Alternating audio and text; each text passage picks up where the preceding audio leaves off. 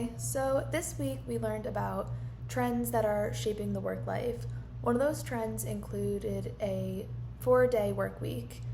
So, in the 4-day work week, we're seeing it being utilized more, where it once was just a crazy radical thought. And the 4-day work week, they found that 63% of candidates favored this over the traditional work week, and they said that that would attract them to a job if the job were to offer a 4-day work week. This can also increase productivity and overall lead to less burnout, where there's shortened days, you have more time to recuperate and do your own thing outside of work. And if this were to be implemented or be in a role with a 4-day work week, it is important for managers to stay on top of scheduling, make sure people are doing what they should, and also just set expectations early on of what work is to be completed and by what time frame. Especially rolling it out in the beginning, people are used to the end of the week or pushing it off and not used to the 4-day shortened. Another trend we're seeing is employee conflict resolution being a must skill for managers. At the end of the day, we're all human. You go into a job and you're bound to have conflict with someone. You are in an environment where there's so many different personalities, and juggling how different people work and just view life, there's going to be conflict. And companies are now trying to train managers more to go about this conflict and try to come up with a resolution in-house instead of just pushing it off to letting the employees fix it amongst themselves, or just letting the problem simmer too long where there's a loss of productivity or the employees don't feel supported and end up leaving. It's also helpful to know that your manager's there for you. If there's a conflict in the workplace, you want someone who you can trust to go to, who also is trained and adequately ready to help you. And the last trend I want to touch on is the climate change protection being a benefit for employees. Climate change is becoming a more widespread issue of how it's affecting people within the workplace, having to have time off or not being able to get to your job, get home safely.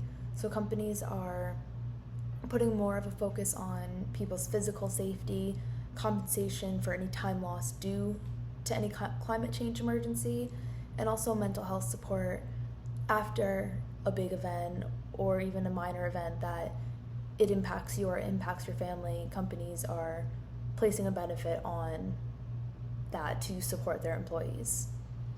So what has the pandemic taught us?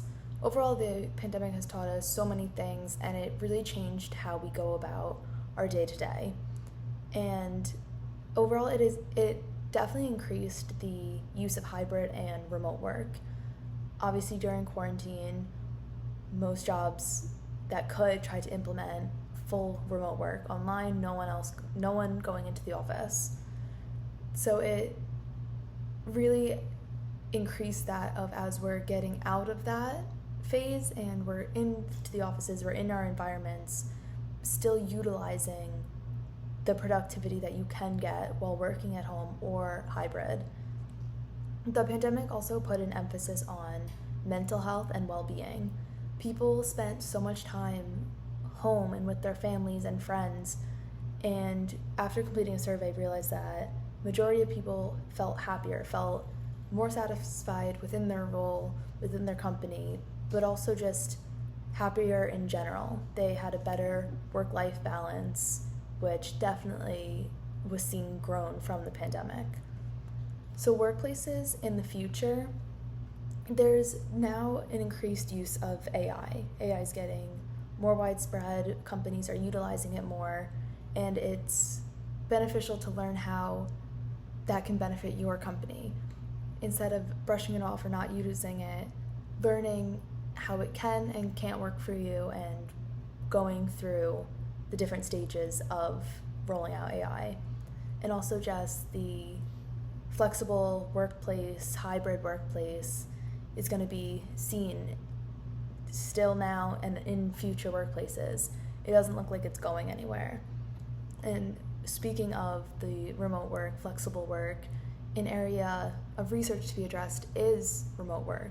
How to best utilize this work and how to focus on productivity and collaboration in a less controlled environment.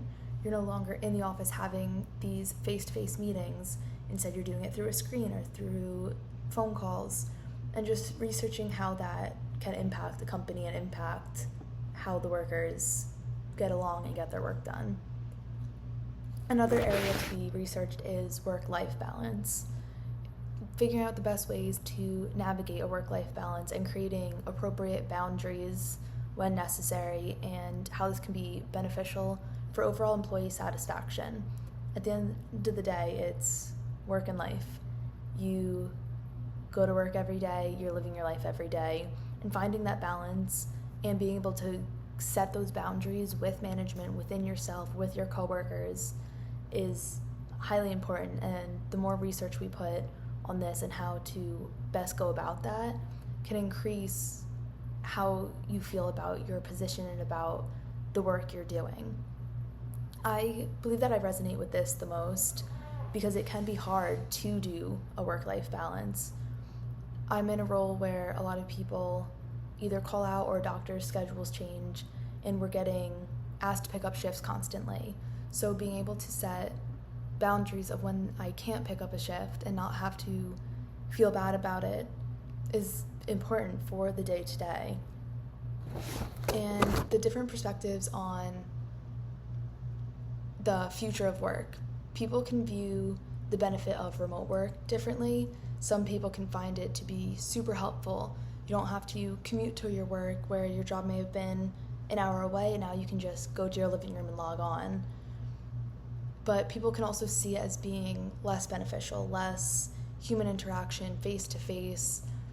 And some people may think that you can slack off now. Your boss isn't down the hall, your manager's not watching you, and there's no one really over your shoulder in person watching. That doesn't mean to say that there aren't checkpoints and things to show that you're doing the work. In my job specifically, it's hard to do a hybrid position or work from home as a medical assistant, but the receptionists can do it, the managers do it, sometimes the medical assistants do it, and I've seen people use it more of in a negative way and benefiting themselves personally as, oh great, I get to work from home and I don't have to do anything today. And obviously that's not productive for a company, that's not going to produce the best results. But then I have other coworkers who feel so excited to work from home because they believe that they're going to get so much more done.